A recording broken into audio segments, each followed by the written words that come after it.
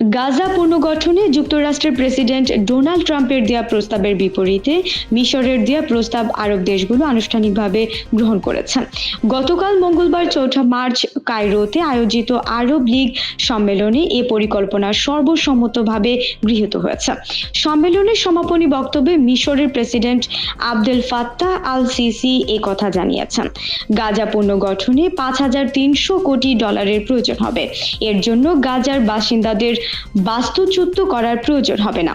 এর আগে president Trump গাজার বাসিন্দাদের মিশর ও জর্ডানে পাঠিয়ে দিয়ে গাজায় উপকূলীয় পর্যটন শহর গড়ে তোলার প্রস্তাব দিয়েছিলেন, কিন্তু মিশরের প্রেসিডেন্ট তা প্রত্যাখ্যান করে দেন।